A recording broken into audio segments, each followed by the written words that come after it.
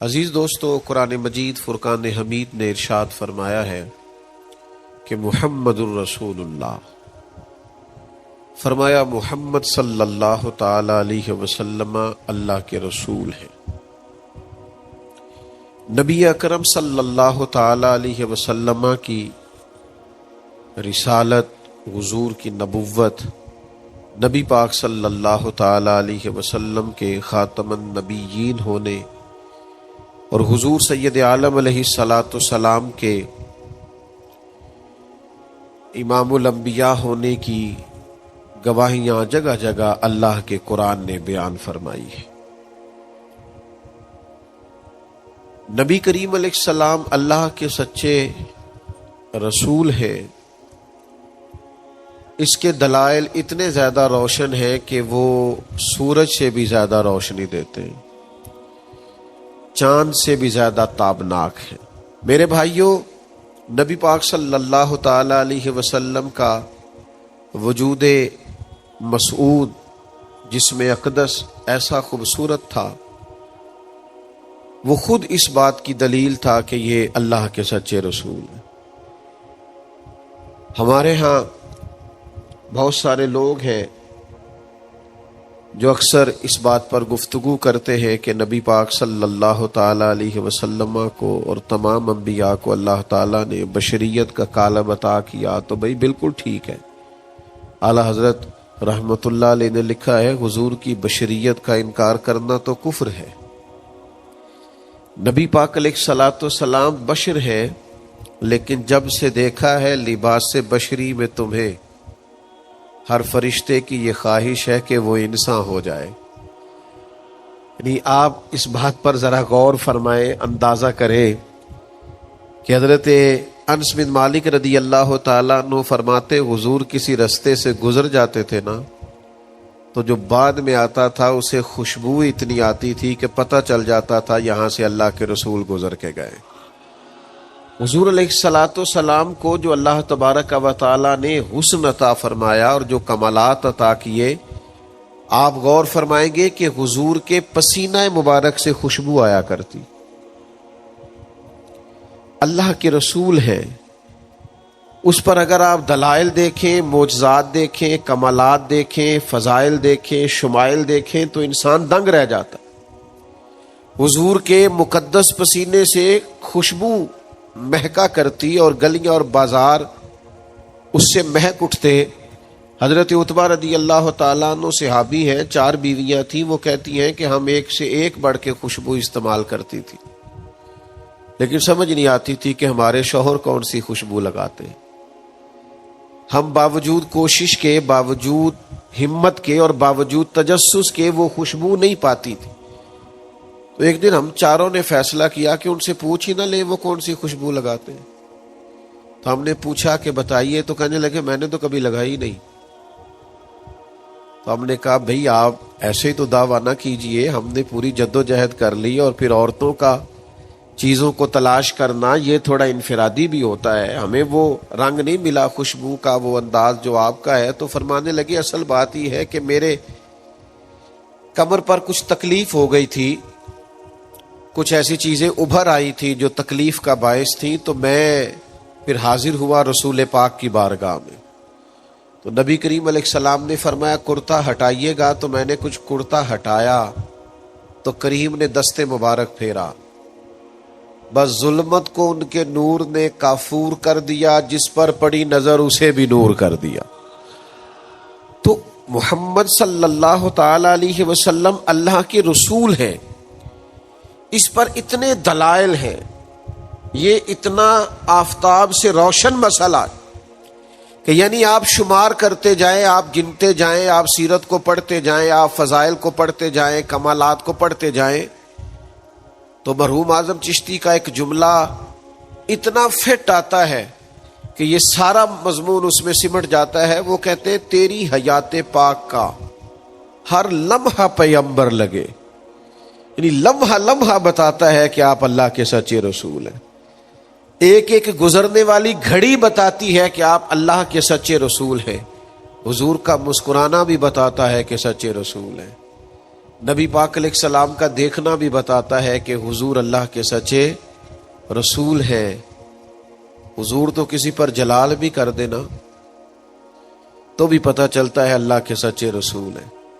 یعنی حضور علیہ الصلوۃ والسلام کھانا تناول فرمائیں یا آرام فرمائیں، آپ ذرا یہ انوکھا پن ملاحظہ فرمائیے گا، یہ انداز ذرا دیکھیے گا کہ ایک صحابی نے آ کے عرض کی یا رسول اللہ صلی اللہ تعالی علیہ وسلم میری بیٹی کی شادی ہے تو خوشبو کی بڑی ضرورت ہے، تو مہربانی فرمائیں کرم نوازی کریں. عرب شریف کے اندر خوشبو بڑی مہنگی ہوتی تھی، آج بھی وہاں خوشبو بڑی مہنگی ہے اور خوشبو کا استعمال بھی بہت زیادہ ہے.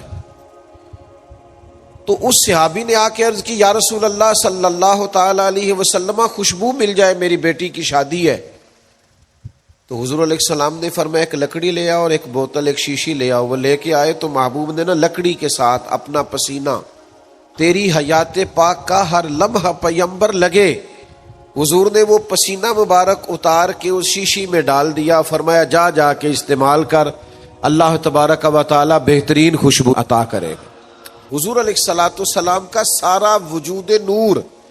یعنی ہمارے ہاں کسی آدمی کے منہ سے تھوک نکلے یا لعاب نکلے تو لوگ اس سے گھن محسوس کرتے ہیں، جگہ جگہ لکھا ہوتا ہے تھوکنا منع ہے. لیکن نبی کریم اگر لعاب دہن لگا دینا مولا علی کی آنکھوں پر تو شیر خدا فرماتے ہیں مجھے پہلے سے بھی زیادہ بہترین نظر آنا شروع ہو جاتا ہے.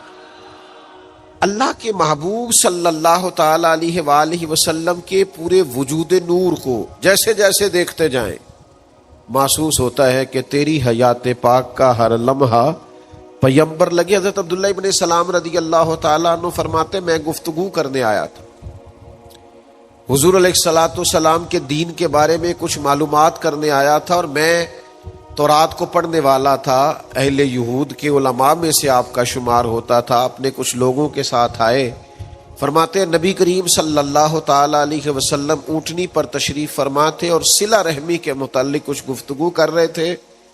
میں نے حضور کی گفتگو سنی. محبوب کا لباس مبارک مہنگا نہیں ہوتا تھا پر نہایت ہی اجلا ہوتا تھا، نہایت سادہ ہوتا تھا، نہایت باکمال ہوتا تھا. فرماتے میں نے اونٹ پر بیٹھے ہوئے محبوب کے لباس کا، بات کرنے کا، نفاست کا، ہاتھ اٹھانے کا وہ انداز دیکھا، اور جھکی جھکی نظریں اور معصوم لہجہ اور گفتگو میں سلاست اور روانی اور ٹھہرے ٹھہرے جملے اور لفظوں کا وہ ایک خوبصورت ریتھم. فرماتے ہیں وہ سارے انداز میں نے دیکھے تو میں جو بات کرنے آیا تھا مجھے بھول ہی گئی. لباں تے موراں لگیاں، بولن دی جاچ ہی بھول گئی، ایتھے زباناں تائیں کھولن دی جاچ بھول گئی. فرماتے میں کوئی بات ہی نہ کر سکا. جیسے ہی محبوب کے قریب گیا میں نے فوراً عرض کیا مجھے کلمہ پڑھا دے، میں مسلمان ہونا چاہتا ہوں. یہ آج جو لوگوں کی طبیعتیں الجھ سی گئی ہیں نا، آج یہ جو بے شمار باتیں، بے شمار گفتگو، سوشل میڈیا کا بے دریغ اور بے ہنگم استعمال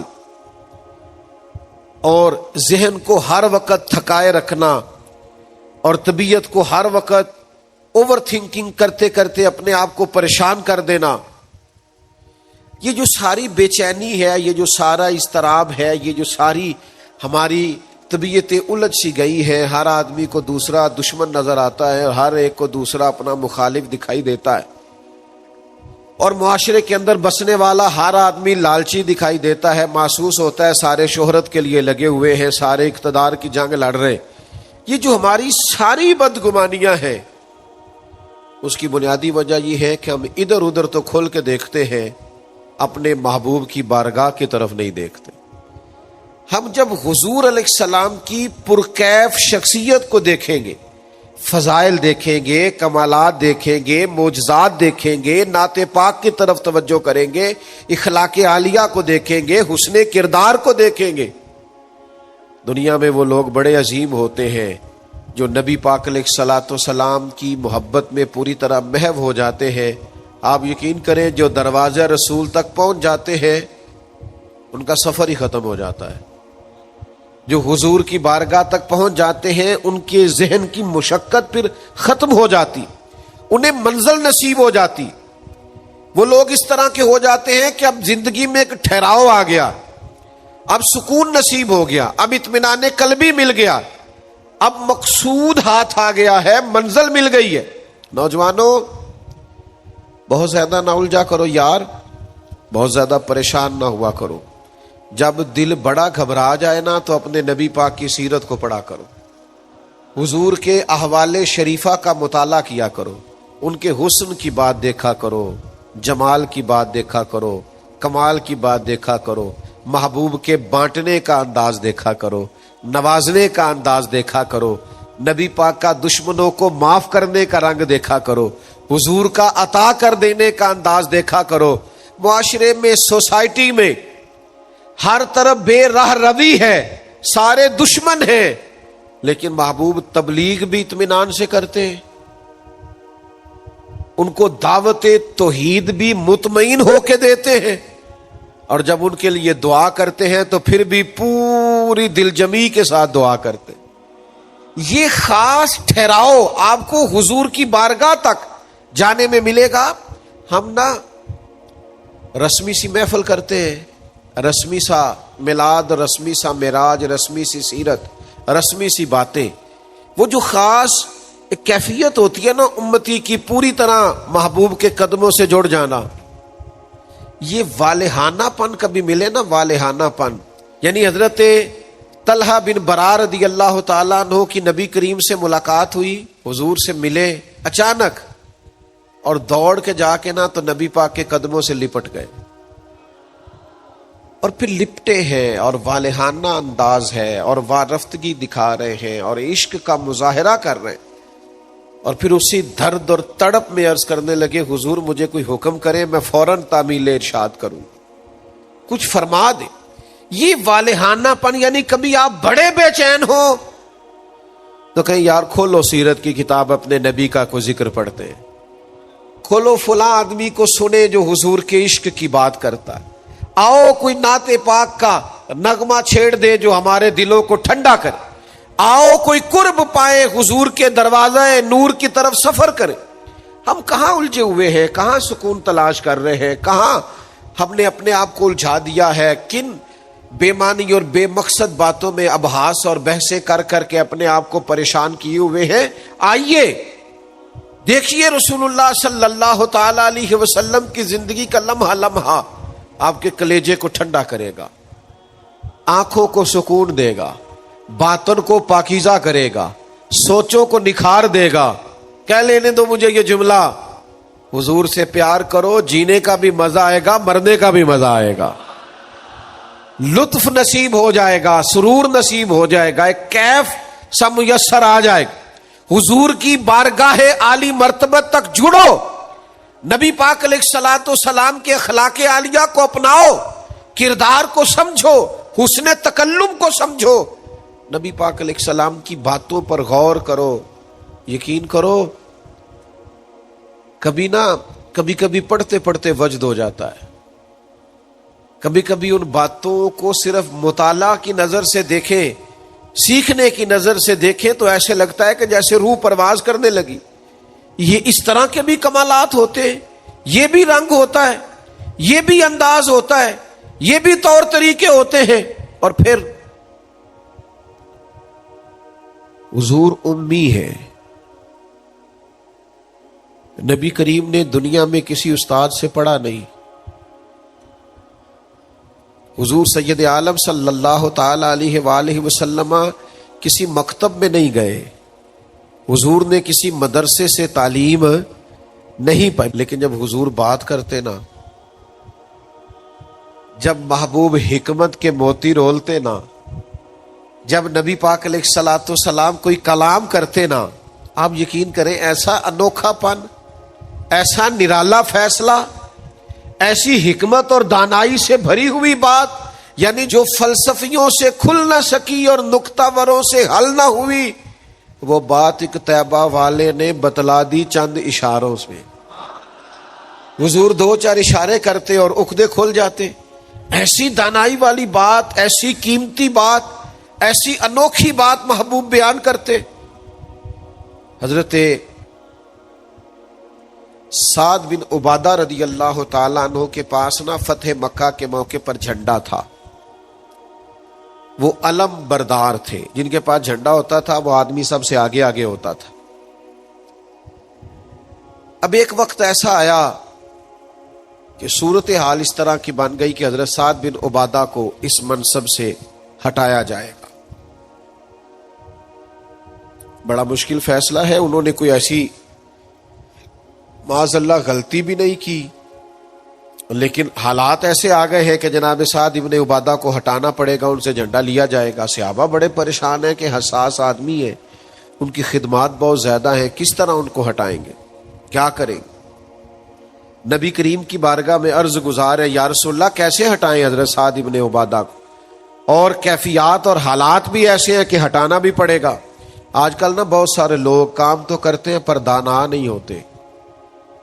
جذباتی فیصلے، جذباتی باتیں، ایموشنل گفتگو، وقتی طور پر چیزوں کو بہتر کرنا، اور بس وقتی طور پر آج گزارا ہو کل دیکھی جائے گی، لیکن چیز کی گہرائی تک، اس کی اصل تک نہیں اترتے، اس کے سارے لوازمات کو نہیں دیکھتے، قبل از وقت منصوبہ بندی نہیں کرتے. ہمارا مزاج نہیں ہوتا، ہم ٹھہراؤ اپنی زندگی میں نہیں لاتے. نبی پاک چونکہ اللہ کے رسول ہیں، ہر لمحہ حضور کا پیغمبر لگتا ہے.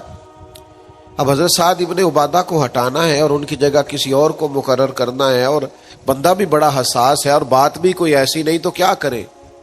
پتہ ہے نبی کریم علیہ السلام نے کیا کیا؟ حضور فرمانے لگے کوئی پریشانی نہیں، ہٹا دیتے سعد ابن عبادہ. حضور نے بلایا، فرمایا سعد میرا ارادہ بنا ہے کہ جھنڈا آپ سے لے لیا جائے. حضرت سعد ابن عبادہ نے ابھی گردن جھکائی تھی تو حضور فرمانے لگے میرا ارادہ ہے آپ سے لے کے آپ کے بیٹے کو دے دیا جائے. جو فلسفیوں سے کھل نہ سکا، جو نکتہ وروں سے حل نہ ہوا، وہ راز ایک طیبہ والوں نے بتلا دیا چند اشاروں میں. اور تیرے آگے ہے یوں دبے لچے فصحا عرب کے بڑے بڑے، کوئی جانے منہ میں زبان نہیں بلکہ جسم میں جان نہیں. ایسا کمال فیصلہ، ایسا انوکھا فیصلہ. اچھا جس فیصلے سے وہ پریشان ہو سکتے تھے نا کہ مجھے ہٹایا جا رہا ہے، جب انہیں پتا چلا نا کہ میری جگہ پہ میرا بیٹا آ رہا ہے، وہ اتنا خوش اپنے جھنڈا اٹھانے پہ نہیں تھے جتنا اپنے بیٹے کے جھنڈا اٹھانے پہ راضی ہو گئے. ان کی طبیعت مچل گئی. نبی پاک صلی اللہ تعالی علیہ وسلم کے پیغمبر ہونے پر، نبی ہونے، ایسے دلائل، ایسے کم، آپ جس زاویے سے دیکھیں ششدر رہ جائے گے، حیران رہ جائیں گے، پیار ہو جائے گا. کچھ ایسے مصنفین بھی گزرے ہیں معاذ اللہ ثم معاذ اللہ، جو مسلمان نہیں تھے، غیر تھے، کلمہ نہیں پڑھتے تھے. معاذ اللہ استغفر اللہ، نقل کفر نہ باشد، تنقید کی اینک لگا کے انہوں نے حضور کی سیرت کو پڑھا، لیکن اس نظر سے پڑھا پھر بھی مدینے والے کے غلام ہو گئے. یہ کہنے پر مجبور ہو گئے کہ نہ بھائی ایسا کوئی محبوب کہیں ہوگا نہ کہیں ہے، بیٹھا ہے چٹائی پہ مگر عرش نشی ہے. نبی پاک علیہ السلام. پھر ایک اور بات، حضور امی ہے لیکن ایسی کمال بات کرتے، ایسا انفرادی فیصلہ کرتے کہ دنیا حیران رہ جاتی. پھر جو عظمت کردار ہے نا، بلندی یہ کردار، مجھ سے ناراض نہ ہوئیے گا، بہت سارے لوگ ہیں جو باتیں بڑی زبردست کرتے ہیں، گفتگو میں کوئی ان سے جیت نہیں سکتا. ان کا لب و لہجہ ایسا ہوتا ہے کہ شاید کسی بڑے سے بڑے عالم فاضل کو بھی بولنے نہ دے، لیکن عمل کی باری آتی ہے تو کمزور ہوتے ہیں. باتیں بیسیوں آتی ہیں، درجنوں آتی ہیں، نماز کا ٹائم ہوتا ہے تو بہانے بازی کرتے ہیں، وہ میرے کپڑے نہیں ٹھیک، بس دعا کریں انشاءاللہ شروع کر دوں گا، کہانیاں سناتے ہیں. کیوں اتنے بھولے بنتے ہیں؟ ہمیں سمجھ آتی ہے کہ آپ گفتار کے غازی ہیں، آپ باتوں میں صرف ساری چیزیں سیدھی رکھتے ہیں، آپ اس جگہ پہنچ ہی نہیں پا رہے. عمل، کردار، یہ بھی ایک مبلغ ہوتا ہے. آپ کا کردار بھی تبلیغ کرتا ہے، آپ کا لب و لہجہ بھی. حضرت امام جعفر صادق رضی اللہ تعالیٰ عنہ سے ایک شخص نے کہا تھا میں دین کی تبلیغ کرنا چاہتا ہوں، مجھے بتایا کیا کروں؟ تو امام جعفر صادق رضی اللہ تعالیٰ عنہ فرمانے لگے دین کی تبلیغ کرنی ہے تو بڑا آسان نسخہ ہے، دین پہ عمل کرنا شروع کر دے، تبلیغ ہونی شروع ہو جائے گی۔ لیکن ہم نا عمل کی دنیا میں بڑے کمزور ہوتے ہیں، قربان جائیں۔ حضور علیہ الصلوۃ والسلام نے جس معاشرے میں آنکھ کھولی تھی وہ جہلا کا معاشرہ تھا، ظلم تھا، ستم تھا، بربریت تھی۔ ان لوگوں کی سوچیں، ان کی باتیں، ان کا ظالمانہ مزاج بڑا انوکھا تھا۔ لیکن کمال کی بات ہے نا، چاروں جانب لوگوں کا مزاج ظالمانہ تھا، لیکن محبوب کو اللہ نے رحمت بنا کے بھیجا۔ ہر طرف لوگ ناانصافی کی بات کرتے تھے، لیکن محبوب نے انصاف کے بول کو ہمیشہ بالا رکھا، اس ترازو کو ہمیشہ بلند رکھا۔ ہر طرف لوگ حق کھا جاتے تھے، لیکن محبوب نے فرمایا حق کھایا نہیں جائے گا، حق دلایا جائے گا۔ کردار دکھایا، کردار۔ وہ جو تیری جان کے دشمن ہیں وہ بھی کہتے ہیں، وہ جو تیری جان کے دشمن ہیں وہ بھی کہتے ہیں امین تو ہے، صداقت کی آبرو تو ہے۔ دشمن بھی کہتے ہیں سچے تو بہرحال ہیں، امانت دار تو بہرحال ہیں، غلط بات تو بہرحال نہیں کرتے۔ یعنی دشمن بھی اگر اٹھ کے گواہی دے کہ اگر کسی نے کمال دیکھنا ہے تو آمنہ کے لال کو جا کے دیکھو، اگر کسی نے انصاف دیکھنا ہے، اگر کسی نے دھرتی پہ حسن دیکھنا ہے تو عبداللہ کے در یتیم کو دیکھو۔ وہ بھائی آپ سمجھے نا، عظمت کردار کے وہ موتی جو حضور نے عطا کی۔ دیکھیے باہر والوں نے جب دلیلیں مانگی تو حضور نے معجزات دکھائے، اور جب اپنوں نے دلیلیں مانگی، مکے والوں نے، قریش والوں نے، اپنے قبیلے والوں نے دلیل مانگی، آپ نبی ہیں تو دلیل کیا ہے؟ تو اللہ کا قرآن کہتا ہے کہ محبوب نے کہا فقد لبثت فیکم عمرا من قبلہ افلا تعقلون، اور میں نے تمہارے بیچ عمر گزاری ہے ساری، تمہیں عقل نہیں؟ میں کوئی باہر سے نہیں آیا، میں نے 40 سال تمہارے اندر گزارے ہیں۔ میرے جیسا کوئی سچا ہے تو دکھاؤ، کوئی دیانتدار ہے تو دکھاؤ، کوئی پاکیزہ مزاج ہے تو دکھاؤ، کوئی اس طرح کا ستھرا ہے تو دکھاؤ، کوئی اس طرح کا مزکی ہے تو دکھاؤ۔ تمہارے بیچ میں نے وقت گزارا ہے۔ باقیوں کو نبی پاک نے معجزات بطور دلیل دیے، اور جب اپنوں نے دلیل مانگی تو حضور نے فرمایا میری سیرت دیکھ لو، میرا کردار دیکھ لو، میرے شب و روز دیکھو۔ فقد لبثت فیکم عمرا من قبل، میں نے اس سے پہلے عمر کا حصہ تمہارے بیچ گزارا ہے۔ افلا تعقلون، تمہیں عقل نہیں؟ دوستو تھوڑا سا نا کردار پر بھی توجہ کرنی پڑے گی، اپنے آپ کو تھوڑا سا تبدیل کرنا پڑے گا۔ میں آپ کی خدمت میں عرض کروں، دولت سے لوگوں کو جیتا نہیں جا سکتا، دولت تو لوگوں کو لالچی بنا دیتی۔ آپ کسی کو پیسے دیں، 10,000 دیں، اگلی دفعہ وہ 25 مانگے گا، تو آپ 50 دیں، اگلی دفعہ لاکھ مانگے گا۔ اس کی بھوک تو بڑھتی ہے۔ آپ عہدے کے زور پر بھی لوگوں کے محبوب نہیں بن سکتے، اس لیے کہ پھر وہ شخصیتوں سے پیار نہیں کرتے، کرسیوں سے پیار کرتے۔ آپ کرسی پہ ہے تو آپ اچھے لگتے ہیں، جب دوسرا آئے گا تو اس کو سلوٹ کر لیں گے۔ نبی پاک علیہ الصلوۃ والسلام نے فرمایا اگر تم کسی شخص کو قائل کر سکتے ہو اور اس سے محبت بڑھا سکتے ہو تو ایک ہی صورت ہے، اور وہ تمہارا حسن اخلاق ہے۔ اللہ کے محبوب صلی اللہ تعالی علیہ وسلم نے خلق کے ساتھ، کردار کے ساتھ، نبی پاک علیہ السلام نے محبت کے ساتھ۔ زید بن دسنہ بہت بڑے یہودیوں کے عالم تھے۔ ایک دن حضرت بلال حبشی رضی اللہ تعالیٰ عنہ سے کہنے لگے سنا ہے نبی پاک علیہ السلام کی بارگاہ میں جب بہت سارے مہمان آتے ہیں تو آپ کو کچھ قرض بھی لینا پڑتا ہے۔ جناب بلال کہنے لگے لینا پڑتا ہے، کہنے لگے مجھ سے لے لیں، میرے پاس اضافی پیسے پڑے ہیں، آپ نے دے ہی دینے۔ حضرت بلال نے لے لیے، ایک ٹائم مقرر ہو گیا، فلاں دن پیسے واپس کرنے۔ اپنی وعدے میں 3 دن رہتے تھے۔ نبی پاک علیہ الصلوۃ والسلام مدینہ طیبہ کے چوک میں کھڑے ہیں، ساتھ حضرت عمر فاروق رضی اللہ تعالیٰ عنہ۔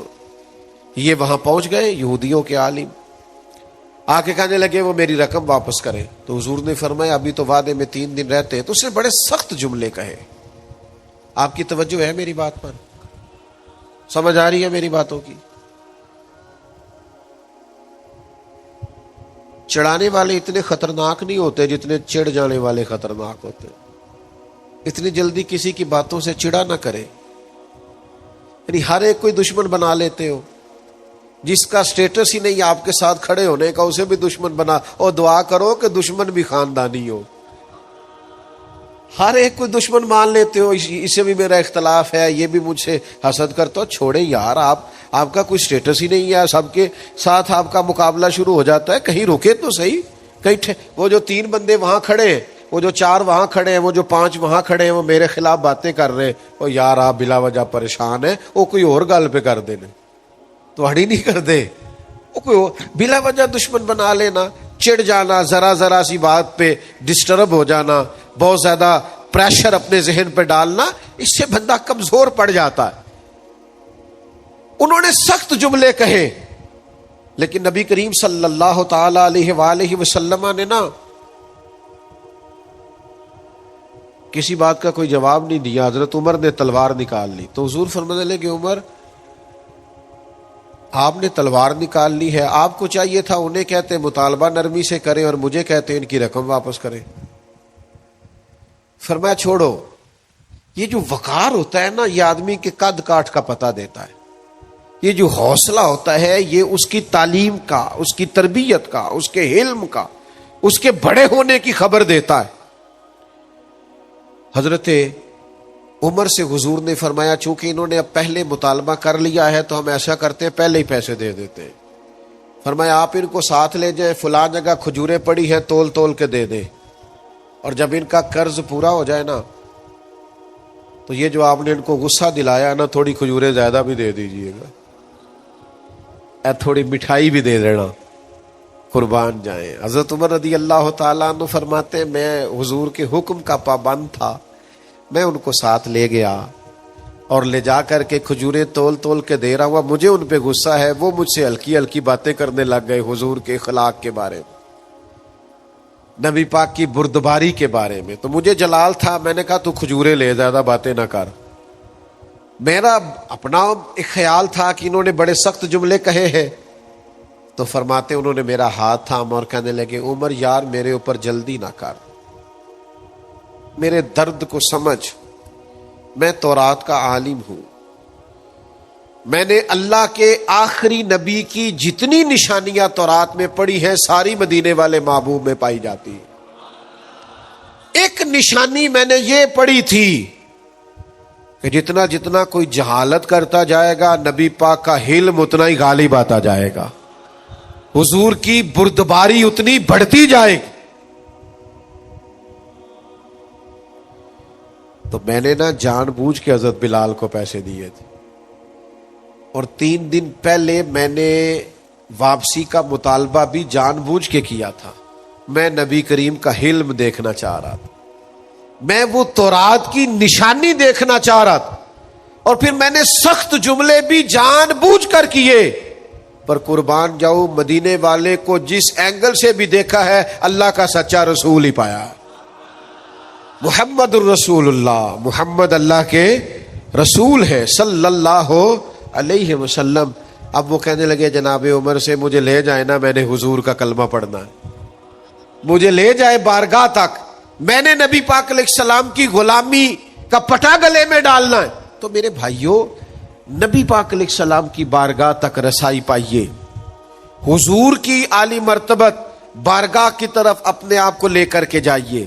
آج اگر ہم اطمینان چاہتے ہیں ذہنی طور پر بھی، قلبی طور پر بھی، روحانی طور پر بھی، فکری طور پر، تو ایک ہی راستہ ہے، اپنے آپ کو حضور سے وابستہ کریں. ہم